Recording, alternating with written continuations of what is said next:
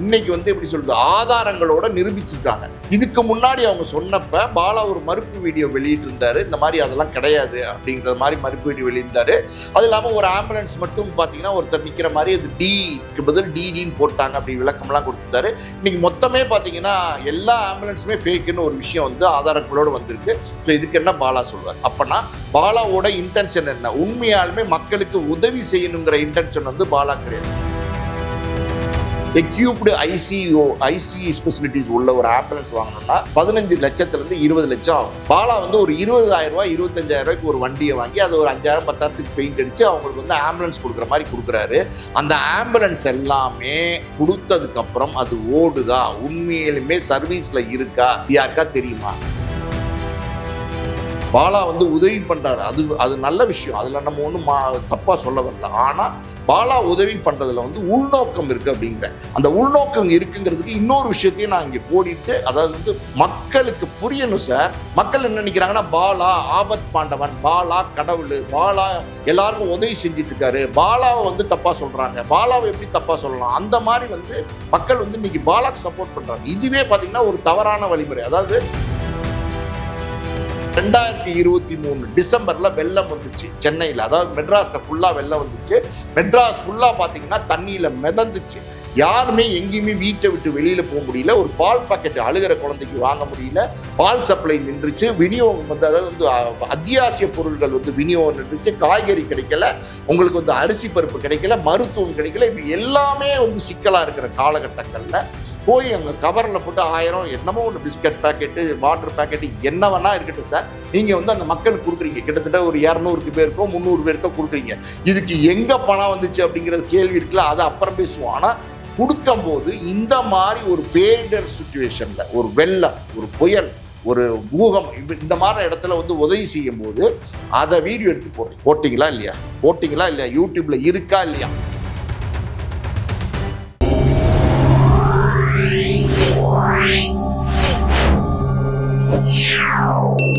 Media circle நேயர்களுக்கு வணக்கம். இன்றைக்கு நம்ம நேர்காணலுக்கு ஆஸ்கார் மூவிஸ் தயாரிப்பாளரும் திரைத்திறனாய்வாளருமான பாலாஜி பிரபு அவர்கள் நம்மோடு இணைந்திருக்கிறார். அவரோடு பேசலாம். வணக்கம் சார். வணக்கம். 4 நாட்களுக்கு முன்னாடி பார்த்தீங்கன்னா கேபிஆர் பாலா அவர் குறித்த ஒரு வீடியோ, அந்த வீடியோவில் வந்து அவரை எக்ஸ்போஸ் பண்ணுற மாதிரி நிறைய விஷயங்கள் பேசியிருந்தாங்க. அதற்கு பதிலடியாக கேபிஆர் பாலா ஒரு வீடியோ போட்டிருந்தாரு. சர்வதேச கைக்கூலின்னு சொல்லியிருந்தாங்க. நான் சர்வதேச கைக்கூலி இல்லை, தினக்கூலின்னு சொல்லியிருந்தாரு. அதையும் தாண்டி என்ன வச்சு நெகட்டிவாக போட்டு வீடியோவில் சம்பாதிக்கிறாங்க அப்படின்னு நிறைய அவருமே அவரோட தரப்புன்னு சொல்லியிருந்தாரு. பாலாவுக்கு ஆதரவாக பேசினவங்க எல்லாருமே எந்த ஆதாரத்தின் அடிப்படையில் நீங்கள் பேசுறீங்க அப்படின்னு கேட்டதுக்கு பதிலடியா இவங்க தரப்புல இருந்து இன்னொரு வீடியோ போட்டிருக்காங்க. பார்ட் 2ல பாத்தீங்கன்னா பாலாவுக்கு எதிரான ஆதாரங்களோட ஒரு வீடியோ வெளியிட்டிருக்காங்க. நேற்று இரவு தான் அந்த வீடியோவும் இப்போ போயிட்டு இருக்கு பரபரப்பா. குறிப்பா ஆம்புலன்ஸ்ல வந்து பெயிண்டிங் மிஸ்டேக்னாலதான் அந்த இது நடந்தது, அதை இப்படி பூதாகரமா பெருசாக்கிட்டாங்கன்னாங்க. ஒரு ஆம்புலன்ஸ்ல மட்டும் இல்ல, அவர் கொடுத்த எல்லா ஆம்புலன்ஸுமே ஃபேக்கான டாக்குமெண்ட்ஸ் வச்சுதான் ஃபோர்ஜரி பண்ணியிருக்காங்க அப்படின்னு சொல்லிட்டு 2வது வீடியோவில் வந்து அவங்க எக்ஸ்போஸ் பண்ணியிருக்காங்க. நீங்களும் வீடியோ பார்த்துருப்பீங்க, உங்களோட ஒப்பீனியன் என்ன சார்? இல்லை, முதல்ல சார் ரொம்ப கிளாரிட்டியாக சில விஷயங்களை பேச வேண்டியிருக்கு. அது என்ன அப்படின்னா, நீங்கள் அறம் நாடு சேனலில் ஒரு உமாபதி சார் பேசியிருந்ததெல்லாம் என்னன்னா, இது என்ன ஸ்கேம் நடக்குது அப்படிங்கிறது ஒரு கிளாரிட்டியாக கிட்டத்தட்ட பார்த்தீங்கன்னா ஒரு மணி நேரம் வீடியோ வந்து போட்டிருந்தாங்க. ஸோ அந்த 1 மணி நேரம் வீடியோவை பார்த்துருந்தா தான், அதுக்கு முன்னாடி பழைய வீடியோ பார்த்துருந்தா தான் மக்களுக்கு வந்து இந்த புரிதல் இருக்கும். அது இல்லாமல் பார்த்தீங்கன்னா பாலா வந்து தப்பு செஞ்சிட்டாரு, பாலா வந்து குற்றவாளின்னு சொல்றாங்க, பாலா வந்து நிறைய பேருக்கு உதவி செய்யறாரு, ஆனா பாலா வந்து தப்பு சொல்றாங்க அப்படிங்கிற மாதிரி ஒரு ப்ரொஜெக்ஷனை வந்து சோசியல் மீடியால கொண்டு வரதுக்கு பாக்குறாங்க. இது இல்லாம பாத்தீங்கன்னா ஒரு சில சேனல்கள் பாலாக்கு சப்போர்ட்டா ஒரு சில சேனல்கள் என்ன பண்றாங்கன்னா, பொதுவாக போய் இந்த ஆட்டோக்காரவங்க, மீன் விற்கிறவங்க, இல்லைன்னா ரோட்டில் இருக்கிறவங்க, அந்த மாதிரி இடங்கள்ல போய் பப்ளிக் ரிவ்யூ எடுக்கிறாங்க. அதில் என்ன கேட்குறாங்க அப்படின்னா, பாலா ஒரு ஃப்ராடுன்னு சொல்கிறாங்க, பாலா ஒரு தப்பானவன்னு சொல்கிறாங்க, பாலா வந்து ஒரு சர்வதேச கைக்கூலின்னு சொல்கிறாருங்க, நீங்கள் எப்படி பார்க்குறீங்க அப்படின்னு கேட்கும்போது அவங்க என்ன நினைக்கிறாங்கன்னா, பாலா உதவி செய்கிற ஒரு மனுஷன், அவர் வந்து பாலா வந்து ஃப்ராடுன்னு சொன்னால் என்ன அர்த்தம்? பாலா வந்து எல்லாருக்கும் நல்லது தானே செய்யறாரு, அவர் எப்படி ஃப்ராடுன்னு சொல்லலாம் அப்படிங்கிற பாயிண்ட் ஆஃப் வியூல பாலாவை எப்படி ஃப்ராடுன்னு சொல்லலாம்? பாலா நல்ல மனுஷன், பாலா எல்லாருக்கும் உதவி செய்யறாரு, பாலா எங்க வீட்டு பிள்ளை, இப்படிங்கிற மாதிரி பதில்களை சொல்றாங்க. அது முதல்ல வந்து அந்த கேட்கிற கேள்வியே பார்த்தீங்கன்னா அரைகுறையா கேட்குறாங்க. பாலா ஒரு ஃப்ராடுன்னு சொல்றாங்க, பாலா ஒரு தப்பானவன் சொல்றாங்க, பாலா ஒரு சர்வதேச கைக்கூலின்னு சொல்றாங்க. இது மட்டும்தான் கேட்குறாங்க. ஸோ பதில் சொல்றாங்கல்ல, அந்த பதில் சொல்றவங்களுக்கு இந்த வீடியோவை பார்த்துருந்தா என்ன சொல்றாங்க, இதுல என்ன பேசிட்டு இருக்காங்க ஒரு வாரமா சோசியல் மீடியால, எதனால பாலாவை தப்பா சொல்றாங்க அப்படிங்கிற விஷயங்கள் தெரிஞ்சிருந்தா அப்போ வந்து அதுக்கு பதில் சொன்னா அது கரெக்டா இருக்கும். ஆனால் இவங்க கேட்குற கேள்வியே பாதி தான் கேட்குறாங்க. அவங்க வந்து அதுக்கு பாலா நல்லவர் தானே அப்படிங்கிற ஒரு இமேஜே அது சொசைட்டியில் இருக்குது. அதனால் என்ன பண்ணுறாங்க, பாலா நல்லவர் அப்படிங்கிற மாதிரி சொல்ல ஆரம்பிச்சிடுறாங்க. கேட்கும்போது என்ன சொல்லணும்னா, பாலா இந்த மாதிரி ஃபேக்கான ஆம்புலன்ஸ்லாம் கொடுத்துருக்காரு, இந்த மாதிரி வந்து அவர் கொடுத்த எல்லா ஆம்புலன்ஸுமே வந்து பார்த்தீங்கன்னா காய்லாங் கடைக்கு போகிற ஆம்புலன்ஸு, அதை பெயிண்ட் அடித்து கொடுத்துருக்காரு, நிறைய பேருக்கு உதவி செய்கிறதெல்லாம் பார்த்தீங்கன்னா பப்ளிசிட்டிக்காண்டி பண்ணியிருக்காரு, இதெல்லாம் சொல்லி நீங்கள் ஒரு பப்ளிக் இன்டர்வியூ எடுத்து மைக்கை நீட்டினீங்கன்னா அவங்க வந்து அதுக்கு பதில் சொல்லுவாங்க. புரியுதா உங்களுக்கு? எதுவுமே சொல்லாமல் இந்த மாதிரி வந்து தவறான ப்ரொஜெக்ட் பண்ணுற மாதிரியான பப்ளிக் இன்டர்வியூஸை நிறைய பேர் செஞ்சுட்டு இருக்காங்க. பாலாக்கு சப்போர்ட் பண்ணுற மாதிரியான வேலைகளை செஞ்சுட்டு இருக்காங்க. சார், பாலாக்கு சப்போர்ட் பண்ணுற மாதிரி வேலை அப்படிங்கிறதை விட்டுட்டு பாலா என்ன பண்ணிட்டு இருக்கார் அப்படின்னு நீங்கள் பார்த்தீங்கன்னா, பாலா வந்து பார்த்தீங்கன்னா சொல்கிறார், அதாவது வந்து நான் என்னுடைய வீடியோவை எடுத்து இன்ஸ்டாவில் போடுறேன் அப்படின்றது பாலாவுடைய ஒரு கருத்தாக இருக்குது. சமீபத்தில் கூட சொல்லியிருக்காரு, இன்ஸ்டாவில் போட்டால் வருமானம் வராது அப்படிங்கிறாரு. ஓகே, இன்ஸ்டாவில் போட்டால் வருமானம் வராது, ஓகே. நிறைய இன்னைக்கு வந்து இன்ஸ்டா பிரபலங்கள் எத்தனையோ பேர் இருக்காங்க, இன்ஸ்டா இன்ஃப்ளூயன்சர்ஸ் நிறைய பேர் இருக்காங்க. இப்போ சமீபத்தில் பார்த்தீங்கன்னா தக் லைஃபோடைய படம் ரிலீஸ்க்கு முன்னாடி ஒரு 350 இன்ஸ்டா இன்ஃப்ளூயன்சர்ஸை பார்த்தீங்கன்னா கூப்பிட்டு வந்து ஒரு ரிசார்ட்டில் தங்க வச்சு அவங்கள வந்து எப்படி சொல்கிறது காம்ப்ளிமெண்ட், அதாவது வந்து அவங்களுக்கு விருந்தெல்லாம் கொடுத்து அவங்களுக்காண்டியே வந்து கமலஹாசன் சிம்புவெல்லாம் கலந்துட்டு ஒரு நிகழ்ச்சியெல்லாம் பண்ணி அவங்கள வந்து ப்ரமோட் பண்ண சொன்னாங்க, படத்தை பற்றி ப்ரமோட் பண்ண சொன்னாங்க. ஸோ இன்ஸ்டா இன்ஃப்ளூயன்சர்ஸ்ன்னு வந்துட்டா இந்த மாதிரியான எப்படி சொல்கிறது, ஷோஸ்க்கு, ப்ரொமோஷன்ஸ்க்கு, நகைக்கடை திறக்கிறதுக்கு, இன்னும் வந்து ஒரு ஒரு ஒரு ப்ராடக்டை வந்து நீங்கள் விளம்பரப்படுத்துறதுக்கு நிறையா நீங்கள் பார்க்குறீங்க. இன்ஸ்டா இன்ஃப்ளூயன்ஸ் என்னென்னா, ஏதாவது ஒரு ப்ராடக்ட் பேரை சொல்லுவாங்க, ஃபேஸில் போட்டு வாஷ் பண்ணுவாங்க, வாஷ் பண்ணிட்டு நான் ஏன் இப்படி பளபளப்பாக இருக்கேன்னு தெரியுமா, இந்த ப்ராடக்ட்டை நான் யூஸ் பண்ணுறேன் அப்படிங்கிறாங்க. இந்த மாதிரி வந்து ப்ராடக்ட்ஸை ப்ரமோட் பண்ணுறதுக்கு இதுக்கெல்லாம் வந்து இன்ஸ்டா இன்ஃப்ளூயன்ஸை பயன்படுத்துகிறாங்க. இன்ஸ்டா இன்ஃப்ளூயன்ஸ் வந்து இதுக்காண்டி காசு வாங்குறாங்க. இந்த இன்ஸ்டா இன்ஃப்ளூயன்சஸ் என்ன பண்ணுறாங்க, எப்படி வந்து பிரபலமாகறாங்க அப்படின்னா, இவங்கெல்லாம் பார்த்தீங்கன்னா ஏதோ ஒரு மலை மேலேருந்து பார்த்தீங்கன்னா அந்த ரிஸ்கான அந்த பாயிண்டில் நின்று கத்திக்கிட்டு வீடியோ போடுறது, இல்லைன்னா வந்து கடலில் வந்து அலை அடிக்கும் போது வந்து உள்ளே போகிற மாதிரியே ஒரு விஷயங்கள், ஏதோ ஒன்று ஆபத்தான பல விஷயங்கள், ஒரு ஒரு பயங்கரமாக டிராஃபிக் இருக்கிற நடு ரோட்டில் போய் நின்று வந்து ஃபோட்டோ எடுக்கிறது, வீடியோ எடுக்கிறது, ஒரு ட்ரெயின் வந்து பக்கத்தில் வரும்போது வீடியோ எடுத்துகிட்டு ஜம்ப் பண்ணுறது, இது ஆபத்தில் எத்தனையோ நேரங்களில் இந்த மாதிரியான வீடியோக்கள் எடுத்து போய் இன்ஸ்டா இன்ஃப்ளூயன்சர்ஸ் வந்து ஆபத்தில் மாட்டி இறந்தே போயிருக்காங்க. ஆபத்தான பல விஷயங்களை செஞ்சு அதை வந்து வீடியோவை போட்டு அதன் மூலமாக மக்கள்கிட்ட வந்து ஒரு பேர் எடுத்து அதன் மூலமாக வந்து இந்த மாதிரி தங்களை பிரபலப்படுத்திக்கிட்டு இதுக்கப்புறம் அவங்க வருமானம் ஈட்ட ஆரம்பிக்கிறாங்க. ஸோ பாலா இங்கே என்ன பண்ணுறாரு அப்படின்னா, இவங்கெல்லாம் வந்து வேற வேற விஷயம், அதாவது ஒரு மலையிலேருந்து கத்துறது, மலை மேலேருந்து குதிக்கிறது, கடலில் போய் வந்து நடுக்கடலில் நிற்கிறது, இந்த மாதிரி ஏதோ ஒன்று எடுத்து ஆபத்தான விஷயங்களை செஞ்சு பிரபலப்படுத்துறாங்க. ஆனால் பாலா என்ன பண்ணுறாருன்னா, சைலண்டாக வந்து இன்ஸ்டாவில் வந்து தன்னை பிரபலப்படுத்திட்டு வர்றாரு. அதாவது வந்து போகிற இடத்துல எல்லாம் பார்த்தீங்கன்னா எல்லாருக்கும் வந்து பணம் கொடுக்குறாரு. ஏன் பணம் கொடுக்குறாரு, எதுக்கு பணம் கொடுக்குறாரு, யாருக்கு பணம் கொடுக்குறார், உண்மையாலுமே அவங்க பணம் தேவைப்பட்டவங்களா, நீங்கள் ஒரு இஸ்திரிக்காரனுக்கு பணம் கொடுக்குற மாதிரி ஒரு வீடியோ வருது, ஒரு 50,000 கொடுக்குறான்னு வச்சுக்கோங்க, அந்த 50,000 உண்மையாலுமே அந்த இஸ்திரிக்கார்ட்ட கொடுத்தாங்களா, அந்த இஸ்திரிக்கார்ட்ட ஒரு வீடியோ எடுக்கிறாங்க, அந்த வீடியோ எடுத்த அந்த வீடியோ வந்து அந்த இஸ்திரிக்காரனுக்கு அந்த வீடியோ முடிஞ்சதுக்கப்புறம் 10,000 எடுத்துக்கோங்க, 5,000 எடுத்துக்கங்கன்னு மீதி 45,000 வாங்கிட்டு போகிறாங்களா, இது பின்னாடி என்ன நடக்குதுங்கிறது நமக்கு யாருக்குமே தெரியாது. ஆனால் மலிவான இந்த மாதிரியான பப்ளிசிட்டிஸ் வந்து பாலா பண்றார், தொடர்ந்து பண்றாரு. இது வந்து கிட்டத்தட்ட 2-3 வருஷமா பாத்தீங்கன்னா பாலா வந்து இந்த மாதிரி பப்ளிசிட்டியை பண்ணி இதை வந்து வீடியோ ஆக்கி ரீல்ஸ் ஆக்கி அவருடைய இன்ஸ்டால போடுறாரு. ஆட்டோமேட்டிக்கா அவர் வந்து ஒரு இன்ஸ்டா பிரபலமா மாறுறாரு. அவர் வந்து எல்லாருக்கும் தெரிஞ்ச ஒரு ஆளா வராரு. நல்லா புரிஞ்சுங்க, மற்றவங்க எல்லாம் கமர்ஷியலா ஏதாவது பண்ணி வந்து இன்ஸ்டால வந்து பிரபலமாகறாங்க. ஆனா இவர் வந்து மக்களுக்கு சேவை செய்ய போற மாதிரி போய் அவர் கொடுக்குற விஷயங்கள்லாம் சும்மா மலிவான விஷயங்கள் இன்னைக்கு வந்து நிரூபிக்கப்பட்டிருக்கு. அதாவது வந்து ஆதாரங்களே சொல்றாங்க. அந்த அறம் நாடு வீடியோ சேனல்ல உமாபதி சார் வந்து கொடுத்த 7 ஆம்புலன்ஸுமே பார்த்தீங்கன்னா எஃப்சி, அதாவது ஃபிட்னஸ் சர்டிஃபிகேட் முடிஞ்சு ரோட்ல ஓடுறதுக்கே வந்து தகுதி இல்லாத வாகனங்கள், அதாவது இரும்பு கடைக்கு போட்ட வாகனங்களை வந்து பெயிண்ட் அடிச்சு ஏமாத்தி கொடுத்துருக்குறாங்க அப்படிங்கிறாங்க. ஸோ இதெல்லாம் வந்து மலிவான பப்ளிசிட்டி பண்றாருங்கிறத இன்னைக்கு வந்து எப்படி சொல்றது ஆதாரங்களோட நிரூபிச்சிருக்காங்க. இதுக்கு முன்னாடி அவங்க சொன்னப்ப பாலா ஒரு மறுப்பு வீடியோ வெளியிட்டு இருந்தாரு, இந்த மாதிரி அதெல்லாம் கிடையாது அப்படிங்கிற மாதிரி மறுப்பு வீடியோ வெளியிருந்தாரு. அது இல்லாமல் ஒரு ஆம்புலன்ஸ் மட்டும் பார்த்தீங்கன்னா ஒருத்தர் நிற்கிற மாதிரி அது டிக்கு பதில் டிடின்னு போட்டாங்க அப்படி விளக்கம்லாம் கொடுத்திருந்தாரு. இன்னைக்கு மொத்தமே பார்த்தீங்கன்னா எல்லா ஆம்புலன்ஸுமே ஃபேக்குன்னு ஒரு விஷயம் வந்து ஆதாரங்களோடு வந்திருக்கு. ஸோ இதுக்கு என்ன பாலா சொல்வார்? அப்பனா பாலாவோட இன்டென்ஷன் என்ன? உண்மையாலுமே மக்களுக்கு உதவி செய்யணுங்கிற இன்டென்ஷன் வந்து பாலா கிடையாது. பாலா வந்து இதன் மூலமா மலிவான பப்ளிசிட்டி, ஒரு ஆம்புலன்ஸ் இன்னைக்கு வாங்கணும்னா சார் எக்யூப்டு ஐசியூ ஸ்பெசிலிட்டிஸ் உள்ள ஒரு ஆம்புலன்ஸ் வாங்கணும்னா 15 லட்சத்துலேருந்து 20 லட்சம் ஆகும். பாலா வந்து ஒரு 20,000 ரூபாய் 25,000 ரூபாய்க்கு ஒரு வண்டியை வாங்கி அதை ஒரு 5,000 10,000க்கு பெயிண்ட் அடிச்சு அவங்களுக்கு வந்து ஆம்புலன்ஸ் கொடுக்குற மாதிரி கொடுக்குறாரு. அந்த ஆம்புலன்ஸ் எல்லாமே கொடுத்ததுக்கு அப்புறம் அது ஓடுதா, உண்மையிலுமே சர்வீஸ்ல இருக்கா, இது யாருக்கா தெரியுமா? ஆனா எந்த ஆம்புலன்ஸ்லுமே பயன்பாட்டிலே இல்லாத ஆம்புலன்ஸ். ஸோ அந்த ஆம்புலன்ஸை கொடுக்கும்போது ஒரு வீடியோ எடுக்கிறாரு, வீடியோ எடுத்து அது வெளியிடுறாரு, அதை வந்து பிரபலப்படுத்துறாரு. ஸோ இதன் மூலமா என்ன ஆகுறாரு, அந்த பிரபலம் அவருக்கு கிடைக்குது. பிரபலம் கிடைக்கிறதுனால என்ன பண்றாங்க, பல இடங்கள்ல ஷோஸ்ல வந்து கமிட் ஆகும்போது, சார் எனக்கு இவ்வளவு வேணும், எனக்கு இவ்வளவு வேணும், எனக்கு 2 லட்சம் வேணும், 1 லட்சம் வேணும், அமெரிக்காவுக்கு வரேன், யூஎஸ்க்கு வரேன், லண்டனுக்கு வரேன், எங்க வேணா வரேன், ஆனா இன்னைக்கு இந்த பணம் வேணும், இந்த பணம் வேணும்னு டிமாண்ட் பண்றாங்க. ஒரு நகைக்கடை திறப்பு விழாக்கோ, ஒரு வந்து துணிக்கடை திறப்பு விழாக்கோ, வேற எதுக்கோ போறாங்க. போற இடத்துல பாத்தீங்கன்னா ஒரு 1 லட்சம் கொடுக்கலாம் அப்படின்னா அந்த இடத்துல 2 லட்சம் வாங்குற அளவுக்கு தன்னை வந்து வளர்த்துக்கிட்டே வந்து சொல்றாரு. அதையும் என்ன சொல்றாருன்னா, நான் உதவி செய்யணும் அப்படிங்கிறாரு. நீங்க இதன் மூலமா நீங்க என்னன்னா, உங்களை வந்து பாலா அப்படிங்கிறவர் வந்து உதவி செய்வார், தமிழ்நாட்டு மக்களுக்கு உதவி செய்வார் அப்படிங்கிற ஒரு பேர், அதாவது ஒரு பிராண்டை நீங்க கிரியேட் பண்றீங்க பாலான்னு. அந்த பிராண்டை கிரியேட் பண்ணி நீங்க சம்பாதிக்கிறீங்க. அதுதான் உண்மை. நான் வந்து இன்ஸ்டால போடுறேன், அதுக்கு வருமானம் இல்லை, இதெல்லாம் வேண்டாம், அந்த கதையெல்லாம் வேண்டாம். நான் என்ன கேட்குறேன், நீங்கள் இன்ஸ்டாவில் போடுறீங்களா, அதெல்லாம் எப்படி யூடியூப்ல ஷார்ட்ஸாக வருது? இப்போ யூடியூப்ல வருமானம் வருது இல்லை, யூடியூப்ல எப்படி ஷார்ட்ஸாக வருது? ஸோ ஏதோ ஒரு விதத்தில் மறைமுகமாக வந்து பாலா வந்து விளம்பரப்படுத்தி பிராண்டாக மாற்றி அதன் மூலமாக வருமானத்தை ஈட்டுறார். இது வந்து ஒரு டைப் ஆஃப் ஸ்கேம். இதுதான் உண்மை. ஓகேவா? இன்னொரு விஷயம், எனக்கு தெரிஞ்ச ஒரு நண்பர், ஒரு பத்திரிகையாளர், அவர் சொன்ன ஒரு விஷயம் என்ன அப்படின்னா, பாலா கிட்ட வந்து ஒரு வருஷத்துக்கு முன்னாடி ஒரு உதவி கேட்டு போயிருக்கார். அதாவது ஒரு ஏழை குடும்பத்தில் ஒரு வயசான பெரியவர் பார்த்தீங்கன்னா கிட்டத்தட்ட சாகர தருணத்தில் இருக்கார். பொதுவாக பார்த்தீங்கன்னா சாகர தருணத்தில் பெட்டே விட்டு எந்திரிக்காம பெட்லேயே படுத்திருப்பாங்க. இப்போ முதுகுலேருந்து காலு கீழு பட்டக்ஸு எல்லா இடத்துலையுமே புண்ணாயிரும். அது பேர் வந்து பெட் சோர்னு சொல்லுவாங்க.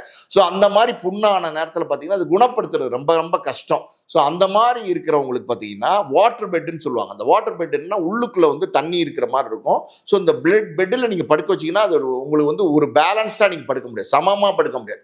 இப்படி இப்படி இப்படி இப்படி இருக்கிறதுனால உங்கள் உடல் வந்து ஒரு இடத்துல போய் ஃபிக்ஸ் ஆகாதனால உங்களுக்கு அந்த புண்ணு வராது. அதை தவிர்க்கலாம். அதுக்காண்டி ஒரு வாட்டர் பெட் வாங்கி கொடுத்து கொஞ்சம் மருத்துவ உதவிக்கு பணம் கொடுங்கன்னு கேட்டிருக்காரு. கேட்டப்ப பாலா என்ன சொல்லியிருக்காரு அப்படின்னா, நான் வந்து இதை பண்ணுறேன் சார் கண்டிப்பாக, ஆனால் இதை வீடியோவாக எடுப்பேன், ஓகேவா அப்படின்னு கேட்டிருக்காரு. ஸோ அந்த குடும்பத்தில் உள்ளவங்ககிட்ட சொல்லியிருக்காங்க, இந்த மாதிரி உதவி பண்ணுறேங்கிறாரு, வீடியோவாக எடுக்கிறேன் அப்படின்னா அவங்க வந்து என்ன சொல்லியிருக்காங்க, இல்லைங்க அவர் வந்து டோட்டலாக ட்ரெஸ்ஸு கூட போட முடியாத அளவுக்கு வந்து பார்த்தீங்கன்னா ரொம்ப சிரமமான ஒரு கடைசி கட்டத்தில் இருக்காரு, பெரியவராக இருக்காரு. ஸோ இதை வந்து வீடியோலாம் எடுத்து போட்டால் ஒரு மாதிரி இருக்குங்க, வேண்டாங்க அப்படின்னு சொல்லி அந்த உதவியை மறுத்துட்டாங்க. இதுதான் உண்மை. ஸோ இப்படி வந்து போகிற இடத்துல எல்லாம் பாலா வந்து வீடியோ எடுத்து போடுறாரு சார். போகிற எல்லா இடத்துலையுமே எல்லா விஷயங்களையுமே வீடியோவாக மாற்றுறாரு. நீங்கள் வந்து பாலாவோட வீடியோவை நான் சொல்கிற வந்து உண்மைதாங்கிறதுக்கு நீங்கள் வந்து பல ஷார்ட்ஸ் எல்லாம் யூடியூப்பில் இருக்குது.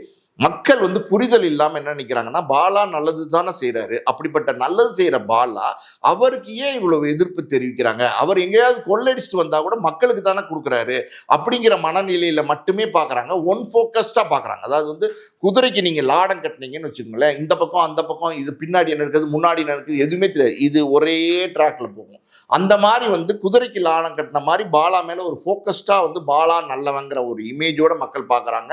நல்லா புரிஞ்சுக்குங்க, நான் பிராண்டிங்னு சொன்னது இதுதான். பாலா அந்த நல்லவங்கிற பிராண்டிங்க, பாலா அந்த உதவி செய்வாருங்கிற பிராண்டிங்க வந்து ஆல்ரெடி வந்து சம்பாரிச்சுக்கிட்டார் இந்த 2-3 வருஷத்துல. இந்த பிராண்டிங் மூலம் அடுத்தடுத்து பாலா என்ன பண்ணுவார் அப்படிங்கிறதுக்கு ஒரு சில உதாரணங்கள் சொல்றேன். இப்போ சமீபத்தில் காந்தி கண்ணாடின்னு ஒரு படம் வந்துச்சு. சினிமா தயாரிப்பாளராக இருக்கிறதுனால சில புள்ளி விவரங்களை நான் சொல்றேன். அந்த காந்தி கண்ணாடி படத்தை வந்து எல்லாமே வந்து பார்த்தீங்கன்னா அப்ராக்சிமேட்னா தோராயமாக நான் சொல்றேன். அதாவது 3.5 கோடி ரூபாய்க்கு அந்த படத்தை வந்து பட்ஜெட்ல தயாரிச்சிருக்கிறாங்க. வேர்ல்டு வைடு, அதாவது உலகம் பூரா அந்த படத்தை ரிலீஸ் பண்ணதுல 1 வாரம் 10 நாள் அந்த படத்தினுடைய கலெக்ஷன் பார்த்தீங்கன்னா 4.5 கோடி ரூபா கலெக்ஷன் பண்ணியிருக்கு. அது இல்லாமல் பார்த்தீங்கன்னா அதனுடைய டிஜிட்டல் ரைட்ஸ், அதாவது இன்னைக்கு டிஜிட்டல் ரைட்ஸ் பெரிய விலைக்கு போகுது. ஆல்ரெடி இந்த காந்தி கண்ணாடியோடைய படம் வந்து ரிலீஸ் ஆனதுலேருந்து பார்த்தீங்கன்னா நிறைய பரபரப்புகளை கிரியேட் பண்ணிட்டாங்க. அதாவது வந்து சிவகார்த்திகேயன் இந்த படத்தை ஓட மாட்டேங்கிறாரு, அது இதுன்னு எதையோ சொல்லி இந்த படத்துக்கு ஒரு ஹைப்பை கிரியேட் பண்ணி இந்த படம் ஓரளவுக்கு சுமாராக ஓடிப்போச்சு. சுமாரான படம் சுமாராக ஓடிப்போச்சு. அதனால் ஒரு அமௌண்ட் வந்து கலெக்ஷன் ஆச்சு. எதனால்? அந்த படம் ஓடினதுனால கலெக்ஷன் ஆச்சு. அதான் 4.5 கோடி ரூபா. அது இல்லாமல் பார்த்தீங்கன்னா அந்த டிஜிட்டல் ரைட்ஸ் பெரிய விலைக்கு நிச்சயமாக விற்கும். காரணம் வந்து ஓரளவுக்கு ஆவரேஜாக ஓடி இருக்கு. சேட்டலைட் ரைட்ஸு, அதாவது வந்து other language rights audio rights எல்லாம் சேர்த்து இந்த படம் தோராயமா ஒரு 8.5 கோடி ரூபாயை வந்து பிஸ்னஸ் ரீச் பண்ணுங்கிறாங்க. ஸோ 8.5 கோடி ரூபா பிஸ்னஸ் ரீச் பண்ணுன்னா செலவழிச்சது 3.5 கோடி ரூபா காஸ்ட் ஆஃப் ப்ரொடக்ஷனு. ஸோ 5 கோடி ரூபா பார்த்தீங்கன்னா இந்த ப்ராஜெக்ட்ல ஒரு லாபம். ஒரு பாலாவோட படத்துல வந்து 5 கோடி ரூபா லாபம். அஜித்தோடைய படம், விஜயோடைய படம், ரஜினியோடைய படங்கள்லேயே பார்த்தீங்கன்னா 80 கோடி ரூபா, 50 கோடி ரூபா, 100 கோடி ரூபா நஷ்டங்கிற ஒரு மாதிரி சினிமா போயிட்டு இருக்கும் போது புதுசா ஃபர்ஸ்ட் படம் நடிச்ச பாலாவோட படத்துக்கு ஒரு 5 கோடி ரூபா லாபம் அப்படின்னா இந்த லாபம் எதனால வந்தது அப்படின்னு ஒரு கால்குலேஷன். இதெல்லாம் சைக்காலஜிக்கலா நீங்க வந்து ரொம்ப டீப்பா திங்க் பண்ணி பார்த்தீங்கன்னா இந்த லாபம் வந்து பாலா நல்லவன், பாலா உதவி செய்யறவன், பாலாவோட படத்தை நம்ம பார்க்கணும், நல்லா இல்லைனாலும் பார்க்கணும் அப்படின்னு பார்த்து அதனால வந்த லாபம் தான், அதனால வந்த பணம் தான். புரியுது உங்களுக்கு? இதை வந்து பாலா எப்படின்னா கிட்டத்தட்ட 3 வருஷமா இதே சோசியல் மீடியால அவரை வந்து பிரபலப்படுத்தி பிராண்டா மாற்றி வர வச்சது தான். இன்னி அடுத்து என்ன பண்ணுவார்னா அடுத்தடுத்து தொடர்ந்து நடிக்கும் போது பாலா எங்க போனாலும் இனி என்ன வந்துமா, இப்போ போய் காரில் பாலா இறங்குவார் சார். இறங்குனா என்னதுமா, ஐயோ தம்பி பாலா பாலா பாலான்னு பாலா பின்னாடி கூட்டம் சேரும். ஒரு 100 பேர், 50 பேர், 200 பேர் கூட்டம் சேரும். நடிகர் போனால் கூட்டம் சேருவாங்க, பிரபலங்கள் போனால் கூட்டம் சேருவாங்க. அது இயற்கை தான். ஆனால் பார்த்தீங்கன்னா இதுக்கும் ஒரு உதாரணம் சொல்கிறேன். இப்போ விஜய் டிவியில் பார்த்தீங்கன்னா புகழ் இருக்காரு, இதுக்கு முன்னாடி ரோபோ சங்கர் இருந்துட்டு இருந்தாரு, அதுக்கப்புறம் வடிவேலு பாலாஜின்னு ஒருத்தர் இருந்தாரு, அதுக்கப்புறம் பார்த்தீங்கன்னா நிறைய விஜய் டிவியோடைய இப்போ டிடி இருக்காங்க, சிவகார்த்திகேயன் விஜய் டிவிலேருந்து வந்தவர் தான். இந்த மாதிரி நிறைய விஜய் டிவியில் இன்னைக்கு இருக்கிற பல பேர் பார்த்தீங்கன்னா ஒரு இடத்துக்கு போறாங்கன்னு வச்சுக்கோங்களேன், அங்க ஒரு 100 பேர் அவங்கள பார்க்கறதுக்காண்டி கூடுறாங்க அப்படின்னா அதே விஜய் டிவியில இருக்கிற பாலா, அதே ஃபேம்ல இருக்கிற பாலா அவர் ஃபேமை வளர்த்துக்கிட்டதுனால அவர் ப்ரொமோட் பண்ணி பிராண்டா மாத்திக்கிட்டதுனால ஒரு இடத்துல இறங்கும் போது 500 பேர் வந்து கூட்டம் வருவாங்க. கூட்டம் வரவங்க எல்லாருமே என்ன பாலாவை பார்த்துட்டு பாலா ஒரு ஆட்டோகிராஃப் போடுங்க, பாலா உங்களோட ஒரு செல்ஃபி எடுத்துக்கணும் அப்படிங்கிற மனநிலை தாண்டி பாலா நீங்க எனக்கு இந்த உதவி செய்யுங்க, பாலா எனக்கு இந்த அம்மா பாவம், இந்த அம்மாவுக்கு வந்து சாப்பாட்டுக்கு வழி இல்லாமல் இருக்காங்க, பாலா இந்த அம்மா வந்து குடிசையில வந்து இருக்கிறாங்க, பாலா இவருக்கு படிப்பு செலவு இல்லாமல் இருக்கிறாங்க, பாலா இவருக்கு வந்து மருத்துவ செலவுக்கு இல்லாமல் இருக்காங்க, இப்படி கோரிக்கைகள் வந்து பாலா கிட்ட வைப்பாங்க. ஸோ இந்த கோரிக்கைகளை வந்து பாலா மறுபடியும் பண்றாருன்னு வச்சுக்கோங்களேன்.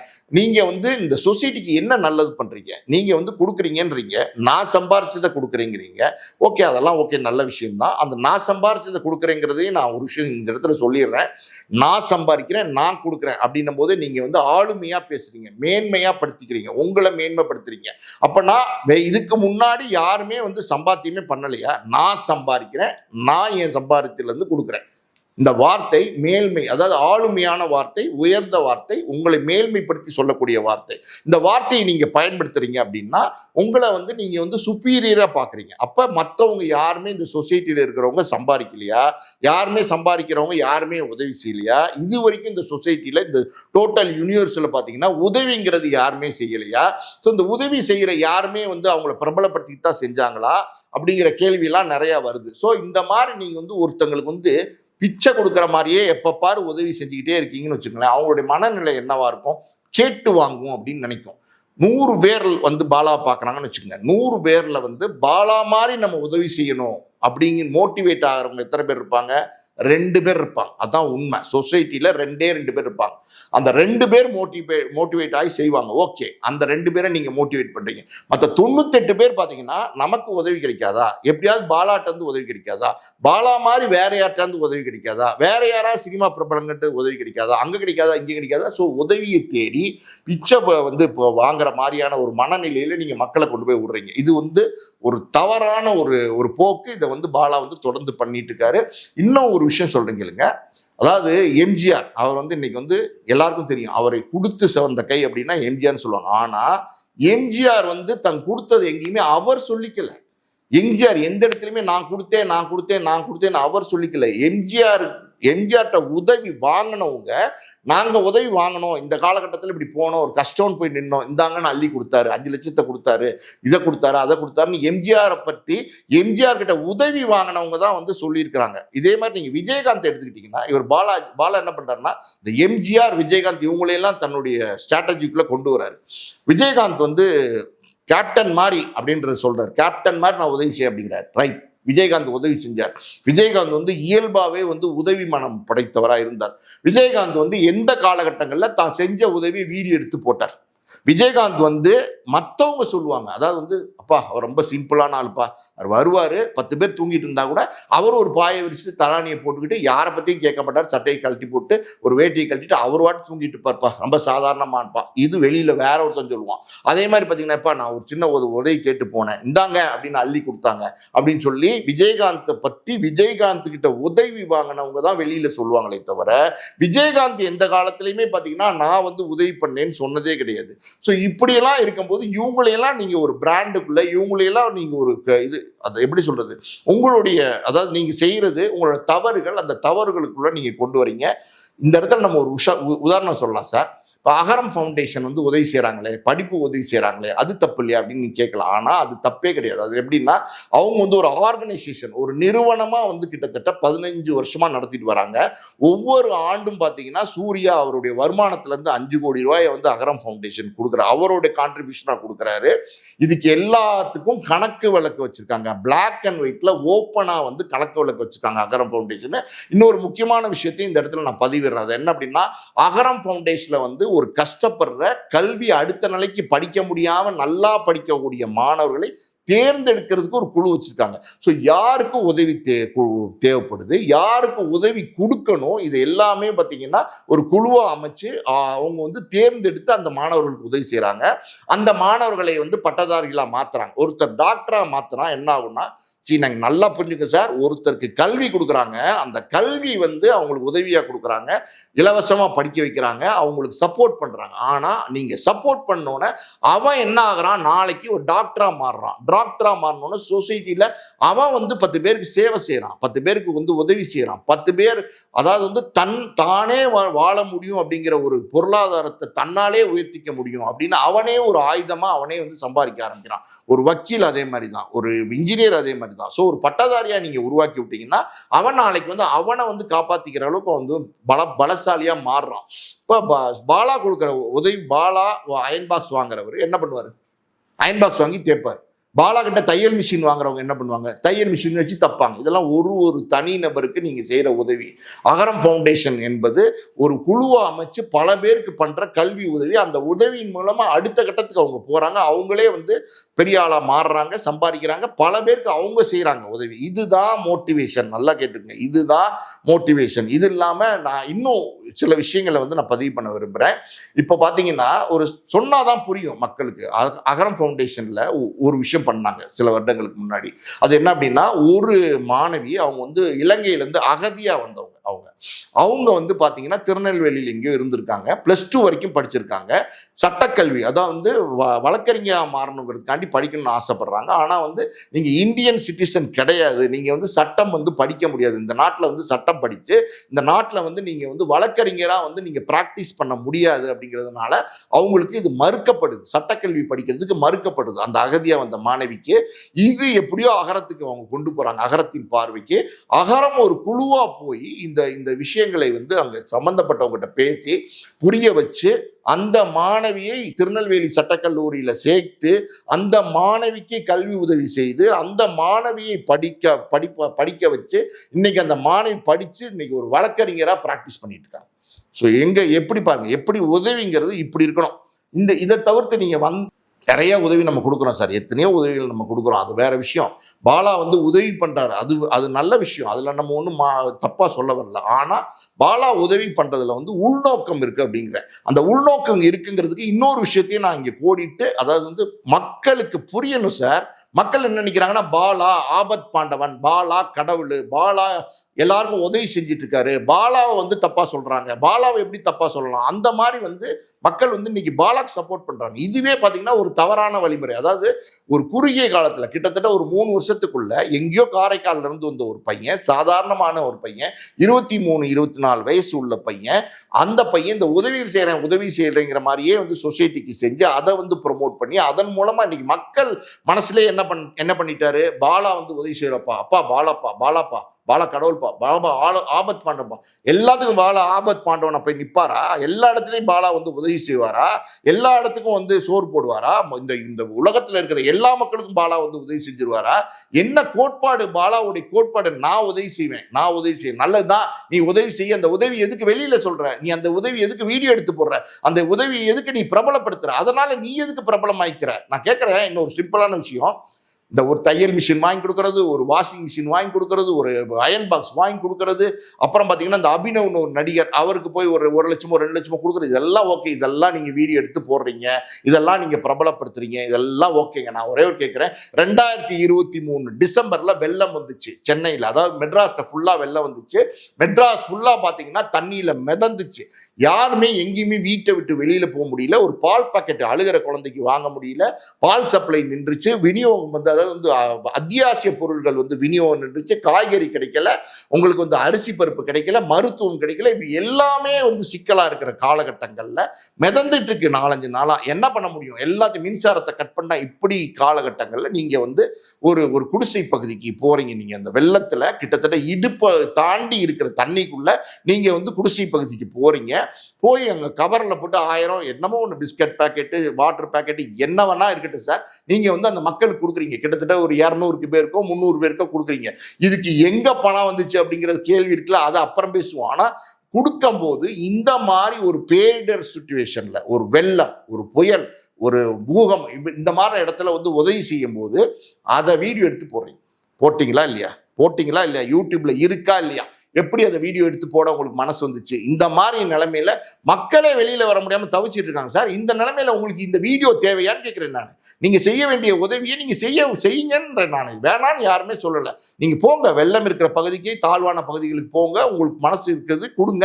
உங்க காசுல இருந்து நீங்க சம்பாதிக்கிறேன்றீங்க, அந்த பணத்தை கொடுங்க, வேணான்னு சொல்லலை. ஆனா அப்படி இருக்கும்போது இதை வீடியோ எடுத்து போட வேண்டிய அவசியம் என்ன? இந்த மாதிரி ஒரு சிச்சுவேஷன்ல, பேரிடர் சிச்சுவேஷன்ல மக்கள் தவிச்சுக்கிட்டு இருக்கும்போது இந்த பரிதாபங்களை வீடியோ எடுத்து போட வேண்டியது அவசியம் என்ன? அப்ப நீங்க விளம்பரம் தானே படுத்துறீங்க. அதாவது இன்னொருத்தனுடைய உணர்வுகள், இன்னொருத்தனுடைய வறுமை, இன்னொருத்தனுடைய கஷ்டம், இன்னொருத்தனுடைய பிரச்சனை, இன்னொருத்தனுடைய இயலாமை, நீங்க இது எல்லாத்தையுமே எக்ஸ்போஸ் பண்ணி கேமரால வந்து எடுத்து வீடியோவா போடுறீங்க.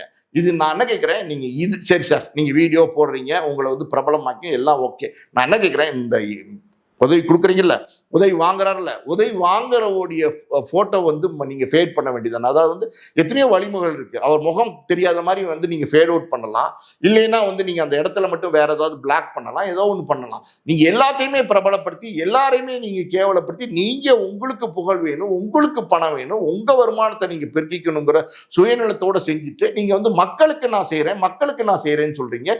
எம்ஜிஆரோட கம்பேர் பண்ணிக்கிறீங்க, விஜயகாந்தோட கம்பேர் பண்ணிக்கிறீங்க. இதெல்லாம் எப்படி பண்றீங்கன்னு எனக்கு புரியல. இதெல்லாம் என்ன நோக்கம்னே எனக்கு தெரியல. ரொம்ப நன்றி சார். கேபி பாலா குறித்து பல்வேறு தகவல்களை எங்களோட பகிர்ந்து கொண்டீங்க. மிக்க நன்றி. நன்றி.